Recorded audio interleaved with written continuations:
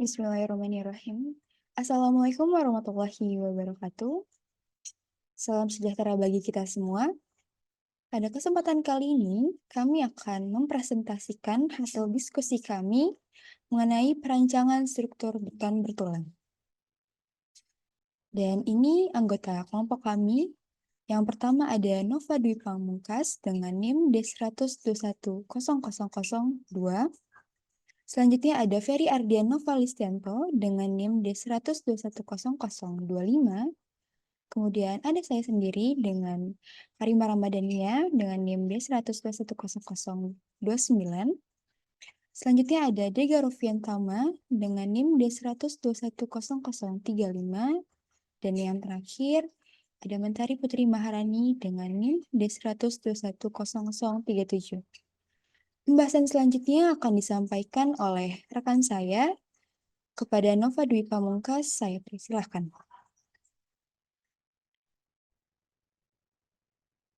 Ya, terima kasih kepada Karimah Ramadhania yang telah mempersilahkan saya untuk melanjutkan presentasi. Perkenalkan, nama saya Nurhat Dwi Pamungkas dan pada kesempatan kali ini saya akan menjelaskan mengenai konsep keamanan dalam perencanaan beton bertulang. Nah, kenapa hal ini perlu? Ketika kita merencanakan suatu struktur, maka struktur tersebut harus mampu menahan beban yang bekerja. Maka dari itu, ketika kita merencanakan sesuatu, harus atau wajib menggunakan sesuatu yang disebut sebagai faktor keamanan. Nah, faktor keamanan tertentu tersebut terdapat dua jenis. Yang pertama ada faktor keamanan yang berkaitan dengan beban luar yang bekerja pada suatu struktur atau biasa disebut sebagai faktor beban. Dan yang kedua yaitu faktor keamanan yang berkaitan dengan kekuatan struktur atau gaya dalam yang biasa disebut sebagai faktor reduksi kekuatan. Nah, untuk next-nya kita akan membahas mengenai faktor beban itu sendiri. Nah, beban-beban yang bekerja pada suatu struktur, terdapat beberapa jenis, yaitu yang pertama ada beban mati, beban hidup, beban angin, dan beban gempa. Nah, di sini saya akan, coba menjelaskan mengenai kombinasi-kombinasi dari beban tersebut. Yang pertama yaitu jika suatu struktur atau komponen hanya menahan beban mati saja atau dead load, maka dirumuskan sebagai U sama dengan 1,4D, di mana U adalah kuat perlu atau kombinasi beban terfaktor. Lalu yang kedua, jika berupa kombinasi beban mati dan beban hidup atau live load, maka dirumuskan sebagai U sama dengan 1,2D ditambah 1,6 L ditambah 0,5 LR atau R. LR merupakan beban hidup atap dan R merupakan beban air hujan. Selanjutnya, yang ketiga yaitu jika berupa kombinasi beban mati, beban hidup, dan beban angin, maka diambil pengaruh yang paling besar di antara tiga rumus berikut. Yang pertama yaitu U sama dengan 1,2D ditambah 1,6 LR atau R, ditambah 1,0 L atau 0,5 W. Lalu yang kedua yaitu U sama dengan 1,2D ditambah 1,0 W ditambah 1,0 L ditambah 0,5 LR atau R. Dan yang ketiga yaitu U sama dengan 0,9D ditambah 1,0 W. Yang mana W ini merupakan beban angin atau wind load. Dan yang terakhir yaitu jika pengaruh beban gempa atau earthquake load diperhitungkan, maka diambil terbesar dari dua rumus berikut. Yang pertama yaitu U sama dengan 1,2D ditambah 1,0 E ditambah 1,0 L. Yang kedua yaitu U sama dengan 0,9D ditambah 1,0 E. Ya, mungkin itu sedikit penjelasan dari saya. Selanjutnya akan dilanjutkan oleh rekan saya. Terima kasih. Baik, terima kasih Nova. Pada pembahasan ini mengenai faktor reduksi kekuatan. Seperti yang telah disebutkan oleh rekan saya sebelumnya, faktor reduksi kekuatan merupakan salah satu jenis faktor keamanan dalam perencanaan beton bertulang. Faktor reduksi ini dimasukkan untuk mengantisipasi adanya penyimpangan pada asumsi-asumsi perhitungan, kemungkinan kurangnya homogenitas kekuatan material, proses pengerjaan, dan dimensi. Fungsi dari faktor reduksi sendiri, yang pertama untuk memperkirakan kemungkinan kekuatan penampang tidak mencukupi atau understretch karena perbedaan dimensi dan kekuatan material. Yang kedua untuk memperkirakan ketidaktepatan pada tahap perancangan. Kemudian untuk merefleksikan ketersediaan daktilitas dan tingkat keandalan yang diperlukan komponen struktur terhadap beban. Dan yang terakhir, untuk menyatakan seberapa penting komponen struktur terhadap keseluruhan struktur. Jadi, faktor reduksi kekuatan ini sangat diperlukan dalam perencanaan beton bertulang untuk mengantisipasi adanya penyimpangan pada perhitungan perencanaan. Penjelasan selanjutnya akan dijelaskan oleh rekan saya, Ferry Ardian Novalistianto. Baik, terima kasih atas waktu yang telah diberikan. Perkenalkan, nama saya Ferry Ardian Novalistianto. Kali ini saya akan melanjutkan penjelasan dari rekan saya, Karima Ramadhania. Eh, Sebelumnya sudah dijelaskan tentang pengertian faktor reduksi dan fungsi faktor reduksi itu sendiri. Selanjutnya adalah penjelasan tentang nilai faktor reduksi yang didapat dari SNI 2847 tahun 2019 di tabel 21.2.1. Faktor reduksi kekuatan diklasifikasikan berdasarkan gaya atau elemen struktur. Yang pertama ada momen, gaya aksial atau kombinasi momen dan gaya aksial dengan nilai faktor reduksi 0,65 sampai 0,90 sesuai tabel 21.2.2 yang akan dijelaskan pada next slide. Yang kedua ada gaya atau elemen struktur geser dengan faktor reduksi 0,75. Yang ketiga ada torsi dengan nilai 0,75. Yang keempat ada tumpu atau bearing 0,65. Yang selanjutnya ada yona angkur pasca tarik atau post tension dengan nilai 0,85. Selanjutnya ada bracket dan corbel dengan nilai faktor reduksi 0,75. Yang selanjutnya ada strut, ties, yona nodal, dan daerah tumpuan yang dirancang dengan strut and tile di pasal 23 dengan nilai faktor reduksi 0,75. Yang selanjutnya ada komponen sambungan beton pracetak terkontrol oleh elemen baja dalam tarik dengan nilai faktor reduksi 0,9.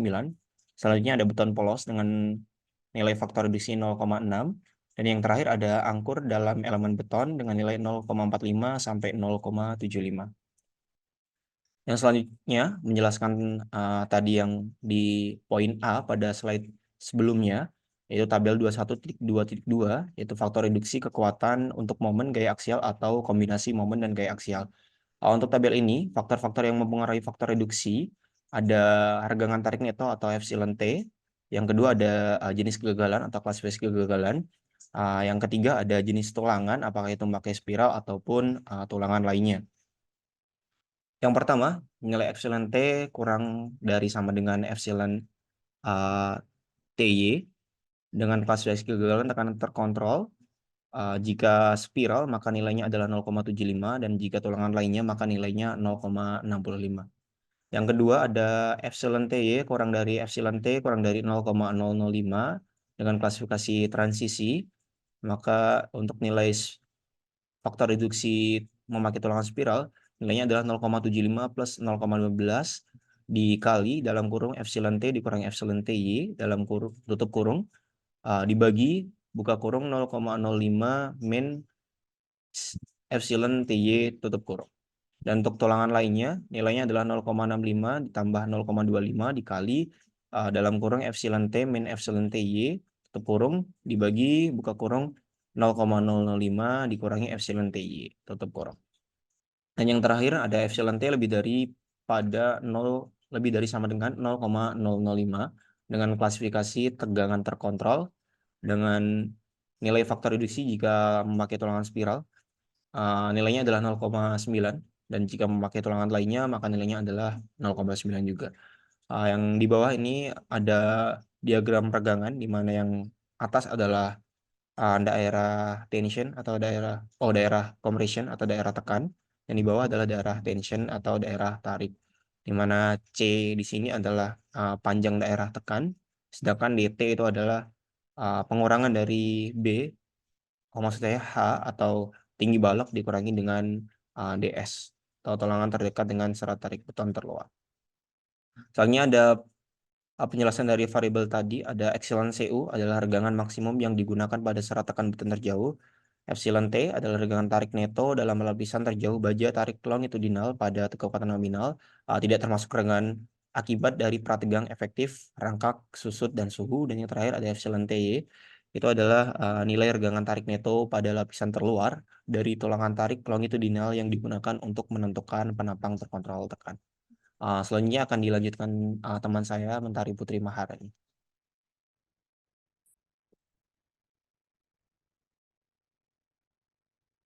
Baik, sebelumnya terima kasih kepada rekan saya yang telah memberikan saya kesempatan untuk melanjutkan presentasi ini. Selanjutnya saya akan mempresentasikan tentang gaya-gaya yang digunakan dalam perancangan tulangan.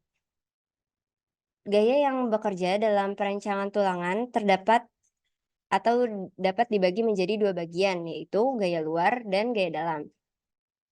Gaya luar yakni gaya yang bekerja di luar dari struktur tersebut atau muatan dan reaksinya. Contoh-contoh dari gaya luar yakni beban mati, beban hidup, beban gempa, beban angin, bisa juga beban hujan maupun beban salju. Beban mati yaitu beban yang ditumpu oleh komponen struktur yang menetap pada bangunan tersebut. Contohnya seperti dinding, atap, maupun pintu, dan lain sebagainya. Selanjutnya selanjutnya beban hidup, yaitu beban yang tidak tetap yang bekerja pada struktur tetapi terjadi selama masa layan struktur. Contohnya seperti manusia yang bergerak berlalu lalang di dalam struktur tersebut, maupun seperti meja, kursi, dan lain sebagainya. Selanjutnya, beban gempa adalah beban yang bekerja pada suatu struktur akibat dari pergerakan tanah. Ada pula beban angin atau wind load, yaitu beban yang diterapkan pada struktur di jalur angin.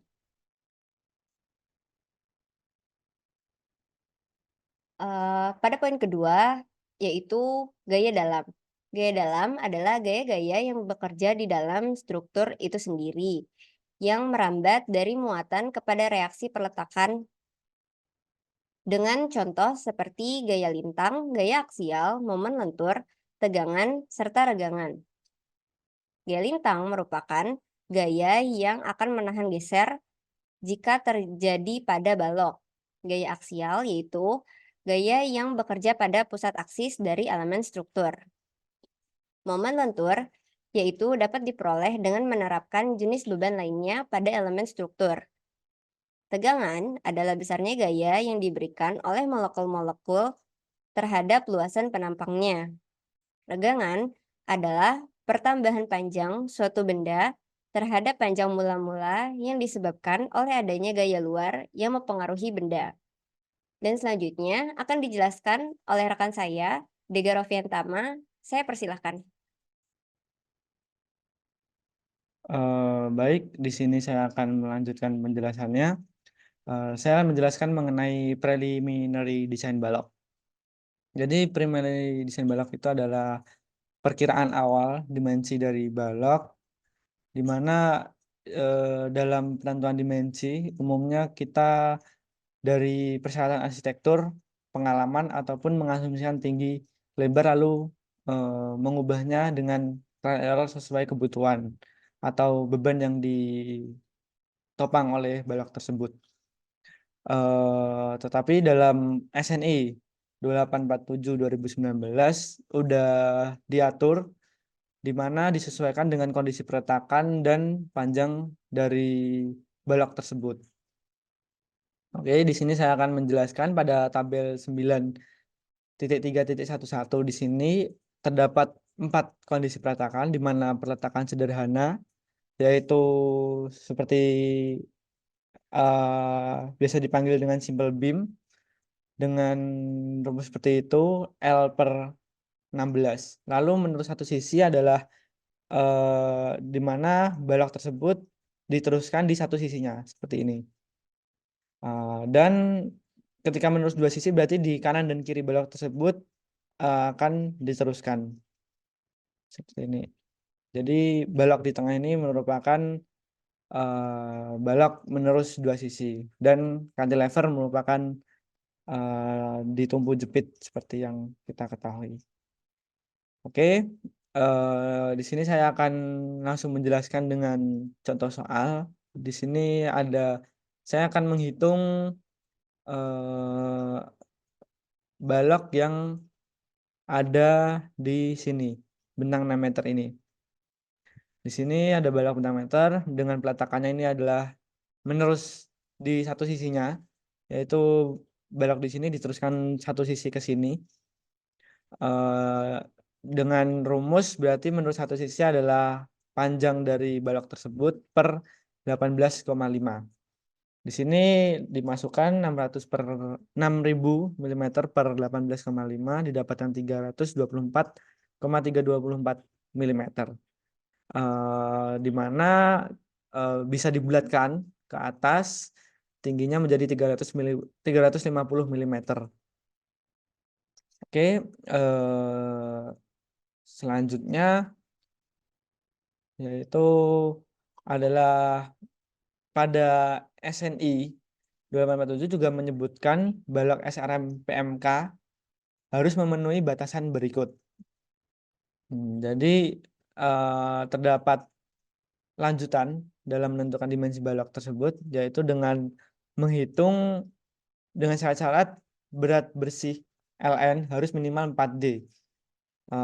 Pertama kita menghitung, di sini saya mengasumsikan dari awal tadi 350 merupakan tinggi baloknya, lalu 40 ini merupakan selimut beton, lalu 10 di sini merupakan diameter dari tulangan bagel, dan 16 di sini merupakan diameter dari tulangan utamanya. Kenapa 16 ini dan didapatkan jawaban 292 mm. Lalu dari LN ini kita kenapa panjang LN dikurangi dari 135 dan 135? Di sini saya mengasumsikan dari kolom yang digunakan itu adalah 350 mm.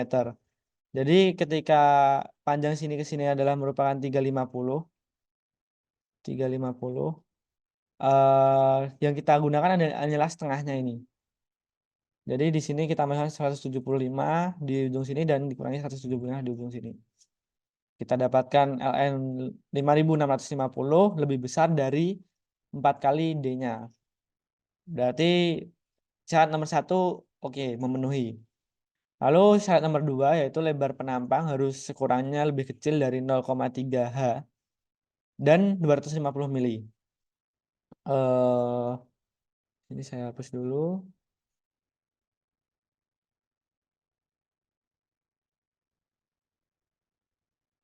Jadi kita asumsikan lebar balok yang kita gunakan ini 300 mm. 0,3 H ketinggian yang kita dapatkan di slide sebelumnya tadi adalah 350, didapatkan 105 mm, dan 350 mm tersebut lebih dari 105 dan 250 mm. Jadi lebarnya oke. Ini sorry ini typo, ini harusnya 300 ya. Lalu syarat nomor 3 yaitu proyeksi lebar balok yang melampaui lebar kolom penumpu tidak boleh lebih dari nilai terkecil C2 dan 0,75 C1 pada masing-masing sisi kolom. Dan dikarenakan lebar kolom yang digunakan 350 kali 350, sedangkan lebar baloknya hanya 300, maka tidak melebihi dari kolom. Sehingga syarat nomor 3 juga oke. Mungkin itu penjelasan dari saya. Terima kasih atas perhatiannya.